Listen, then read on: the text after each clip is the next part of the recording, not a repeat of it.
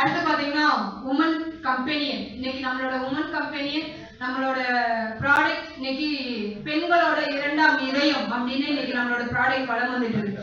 என்ன காரணம் அப்படின்னு பாத்தீங்கன்னா இன்னைக்கு மனிதனுக்கு காட்டு எந்த அளவுக்கு முக்கியமோ பெண்களை பொறுத்த வரைக்கும் கர்ப்பப்பை அப்படிங்கிறது ரொம்ப ரொம்ப முக்கியம். உண்மைதான்.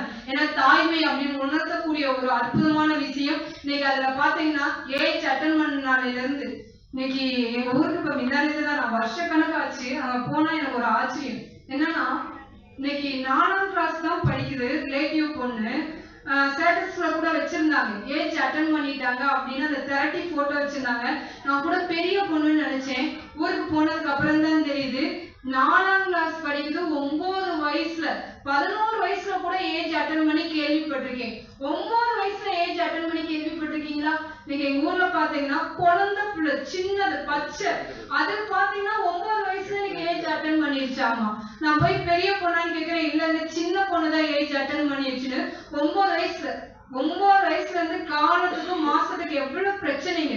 இத்தனைக்கு அவங்க அதுல நம்ம இன்னைக்கு வயிற்று வலி பிரச்சனை, இன்னைக்கு கர்ப்பப்பையில நீர் கட்டி நார்க்கட்டி குழந்தையின்மை பிரச்சனைகள் எல்லாமே இருக்குது அல்லவா.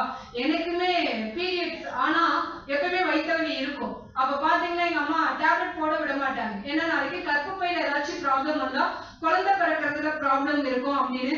அப்ப எவ்வளவு வயிற்று வலியா வந்தாலும் அது தாய்க்கு தான் வேணும். குழந்தை பிறந்தா சரியாயிரும். நானும் குழந்தை பிறந்துச்சு சரியாகணும்னு பார்த்தேன். சரியாகும். என் பையன் 10th ஸ்டாண்டர்டே வந்துட்டான். ஒரு குழந்தைக்கு 2 குழந்தை சரியாகவே இல்லை.